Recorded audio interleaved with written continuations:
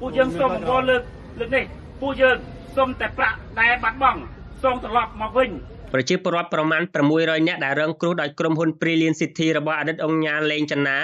បានប្រមូលផ្ដុំគ្នានៅមុខក្រសួងយុទ្ធភ័ពដើម្បីដាក់ញត្តិទាមទារឲ្យមានដំណោះស្រាយក្នុងសំណុំរឿងឆបោកប្រាក់រាប់លានដុល្លារដែលបានអូសបន្លាយអស់រយៈពេល2ឆ្នាំមកនេះបើតាមញត្តិដែលដាក់ជូនរដ្ឋមន្ត្រីក្រសួងយុទ្ធភ័ពលោកកើតរិទ្ធប្រជាពលរដ្ឋបានស្នើឲ្យរដ្ឋមន្ត្រីរូបនេះអន្តរាគមន៍ទៅតុលាការឲ្យពន្យារឿងក្តីឲ្យបានឆាប់រហ័សក្នុងញត្តិរបស់ពលរដ្ឋបានអះអាងថាពលរដ្ឋរងគ្រោះនាពេលនេះកំពុងស្ថិតក្នុងស្ថានភាពលំបាកលំបិនដោយសារធនាគារបានរឹបអូសផ្ទះសម្បែងដីស្រែចម្ការនិងមានប្តីប្រពន្ធមួយចំនួនបានបែកបាក់គ្នាកូនក៏បោះបង់ការសិក្សាខណៈជនរងគ្រោះក៏មានអ្នកស្លាប់ជាបន្តបន្ទាប់អ្នកស្រីឈូស្រីដែនដែលបានឡើងមកក្រសួងយុទ្ធភ័ពពីខេត្តកំពង់ធំនៅព្រឹកនេះបានស្នើឲ្យក្រសួងជួយពន្យាក្នុងការផ្តល់សំណងជាទឹកប្រាក់ដល់អ្នកស្រីដោយសារបច្ចុប្បន្នជីវភាពគ្រួសាររបស់អ្នកស្រីមានការខ្វះខាតជាខ្លាំងណែចង់ឲ្យគាត់ជួយបំលឿនរឿងលុយហ្នឹងលុយយកលុយធនាគារលោកគ្រូវាអត់មានលុយបង់ខ្ញុំលក់របស់លក់ឡានហ្នឹងខ្ញុំឡើងដើមបាន5000ខ្ញុំអ្នកបង់ផ្ទាល់ព្រោះ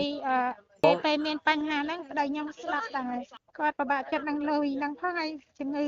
គាត់មានជំងឺទៀតរីឯតំណាងពលរដ្ឋរងគ្រោះលោកចាបប៊ុនហៀងថ្លែងថាក្រសួងយុទ្ធភ័ពបានសម្រេចទទួលយកញត្តិរបស់ពលរដ្ឋហើយខណៈនៅថ្ងៃស្អែកនេះលោកនឹងចូលបំភ្លឺនៅសាលាដំបងខេត្តសៀមរាបពាក់ព័ន្ធនឹងសំណុំរឿងក្រុមហ៊ុន Brilliant City លោកបានបន្ថែមថានេះជាការដាក់ញត្តិលើកទី2ហើយដោយសារការដាក់ញត្តិលើកទី1អំឡុងខែមិថុនាឆ្នាំ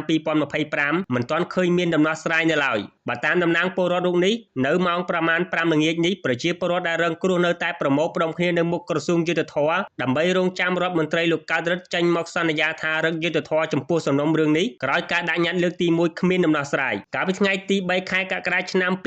2025អង្គភាពប្រឆាំងអំពើពុករលួយ ACU បានបើកការស៊ើបអង្កេតលើលោកសៀនបូរ៉ាតរដ្ឋលេខាធិការក្រសួងអប់រំនិងជាអនុប្រធានអង្គភាពប្រឆាំងអំពើពុករលួយនិងលោកសថាវីអនុរដ្ឋលេខាធិការក្រសួងការពារជាតិពាក់ព័ន្ធជាមួយសំណុំរឿងអតីតអង្គការលេងចនាករណីឆបោកទ្រង់ទ្រាយធំនៅខេត្តកំពង់ធំនិងខេត្តសៀមរាបដែលមានអ្នកចាញ់បោករាប់ពាន់នាក់និងគិតជាទឹកប្រាក់រាប់លានដុល្លារ